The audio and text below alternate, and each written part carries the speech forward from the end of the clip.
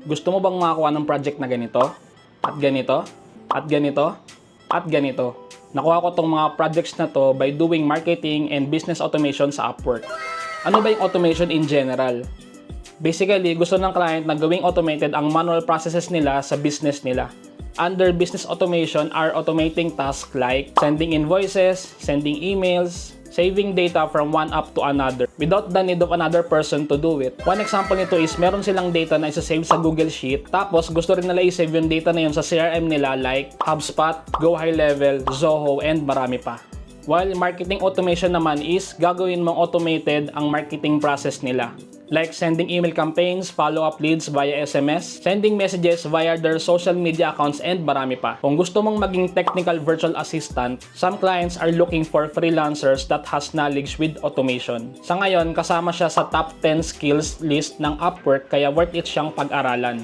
And bukod doon, sobrang laki ng rate ng skill na to. You can earn $30 to $40 per hour like I do. Actually, yung pinakamataas kong rate na nakuha is $50 per hour with this skill. And ngayon, ituturo ko sa inyo to so that you can get projects that you can earn $40 per hour or more. Don't worry, this tutorial is beginner friendly, so kahit beginner ka, kayang-kaya mo to. Tara! Okay, start na tayo. So, nakita ko lang tong job post na to. So, as you can see, they are looking for technical virtual assistant. It says here, Philippines Tech VA. And I can see that they are looking for someone that knows ClickFunnels, JotForm, ActiveCampaign, Calendly, and Zapier. So, I believe they are going to do an automation using these particular apps that they mentioned on their job post. So, most likely, kung ClickFunnels yan, meron yung courses or some campaigns, and JotForm, so basically they are going to collect some information with their leads, and ActiveCampaign, they're going to send emails and sort of newsletters. Then Calendly for scheduling meetings with that particular lead maybe, and Zapier for building the automation. So nag-set up na ako ng mga accounts with these applications. So we have Zapier, we have JotForm, we have ClickFunnels, we have ActiveCampaign, and we have Calendly. The goal of the automation is it will collect the leads from JotForm. Then it will go to ClickFunnels to enroll that lead on their course. So let's say they have a course na kailangang i-enroll yung lead. Then we have ActiveCampaign, which they are going to send emails to that particular lead na ini-inform nila yung lead na yon na nag-enroll na sila doon sa course na yon. Then, we have Calendly for the last part. So, I assume na they're going to conduct a meeting with that particular lead. Let's build the automation now. So, kung wala pa kayong account sa Zapier, sa JotForm, sa ClickFunnels, sa ActiveCampaign, you can register to those applications. So, meron naman silang free trial kung gusto nyo mag-practice. Okay? So, go to Zapier. So, right now, I'm logging into my account. So, I will click create Zaps. So first one, you need to set the trigger. So as mentioned, we are going to use JotForm as the trigger. Yan. So event. So obviously, they're going to collect new submissions. So let's choose new submission. Then connect your account. So obviously you need to log in. So right now you cannot see the login screen. Once that pops out, you just need to click yes, continue to JotForm. So once you click yes, click allow. So once that's done, it should say it's already connected so to your account. So click continue. Then go to the trigger part and select the form that you or your client set up. So right now I have this course registration form, as I already set up earlier the form on JotForm. So here it is. So this is just for demo purposes lang, no? So yeah, that's it. And click continue.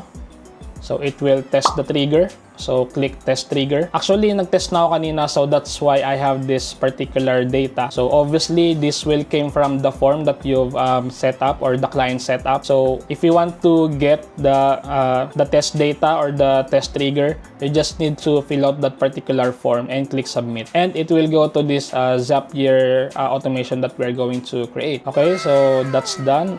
Click continue with select record. Then next step is let's connect ClickFunnels. ClickFunnels. So ClickFunnels, then select event. Then you need to update or create contact. So basically, i-add natin yung lead na nag-submit ng form from JotForm going to ClickFunnels. Click continue, then obviously you need to connect your ClickFunnels account. Just click login and select your workspace. So click nyo lang my workspace and just click authorize. So, di ba? Sobrang dali lang mag-connect ng mga applications sa Zapier. This is now already connected. So, click continue. Then, just fill out the needed information for ClickFunnels para mag-add yung contact na yon. So, on email address, obviously, just click this one and we are going to check the email address field from JotForm. So, here, okay, email address, then first name. So, lagay natin RJ.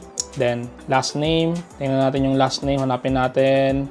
There, last name. Then, phone number, time zone, Facebook, if they have. So, siguro hanggang phone number lang ako ngayon. So, yan. Okay na yan. So, click nyo lang continue. So, kapag okay na yan, click nyo test step. So, wait for it. Yan. So, ibig sabihin, nag-add na tong contact na to doon sa ClickFunnels account natin. So, we are done with this step. So, next is add another module or app, which is ClickFunnels ulit, then event, then we will select enroll a contact into a course. So, obviously, your ClickFunnels account is already connected, so just click continue. Contact ID and course ID. So, on contact ID, we are going to use the information from our previous step, which is ClickFunnels rin. So, dito, click mo custom. Then, click this ClickFunnels and select the ID. Then, select the course ID. So, this is the sample course I've created with ClickFunnels. So, it's here. Kung yung client nyo is meron nang nilagay na course, yun yung ilalagay nyo syempre doon sa Zapier nyo. Right? So, in this case, sample course yung course ID ko. Okay, continue. So, let's test step. Okay, so as you can see, it's already added on that particular course. So, meaning yung automation natin ay successful. Yan. Okay, next is we're going to add the active campaign step. So, as mentioned, we are going to inform the lead that they are added to that particular course. Okay. Click active campaign. So then create or update contact in active campaign. So yan. So select create or update contact. Then account. Then obviously you need to connect your active campaign ulit. So here we are going to set up your API URL and API key on active campaign. So let's go and get those information. So go to active campaign and go to this navigation, or probably go to settings, then go to developer. So here is your URL and API key. So copy the API URL and paste it on the API URL on Zapier. Then copy the API key and paste it as well. Okay? Then click yes, continue to active campaign. So okay na yan. Yan. So ibig sabihin yan, connected na yung active campaign natin. Then continue and select action. So here you need to select a list of contacts. So yung list na to ay in-add ko kanina sa active campaign account ko. So that's why nandyan na siya. So obviously kung yung clients nyo is meron ng list sa active campaign, yun yung ilalagay nyo, di ba? Then enter ID. So kasi bagong contact yung nilagay natin or yung i-add natin sa active campaign. So this is blank. Then email address. Obviously, you need to select the JotForm step to get the email address. So here, so first name, go to JotForm, then add the first name and last name, add mo ulit yung last name, di ba? And enter natin yung full name din siguro and phone number na rin para sure lang. Then continue. So ito yung mga details natin na ilalagay sa active campaign. This is from JotForm. So basically ayun yung source ng data natin kasi ayun yung trigger ng automation natin. Kaya doon tayo kumukuha ng data sa JotForm. Then click mo test step. So okay na yan. Nakapag-create na tayo ng contact going to active campaign. So yeah, then we will go to the next step, which is active campaign ulit. So don't worry guys, i-explain ko lahat-lahat ng to, bakit natin ginawa tong mga step na to. Okay, so active campaign, then we will going to add or remove tag from contact. So click continue, click active campaign, contact ID, So obviously, this will go to the previous step of the ActiveCampaign step. So let's select contact ID of the contact added or updated. So ito yon. So kasi naghanap siya ng contact ID. And pag merong asterisk, ibig sabihin required siya. Action, add. Kasi add, mag-add tayo ng tag dun sa contact. So existing tags, wala. Then dito sa tag, ilalagay natin is enrolled.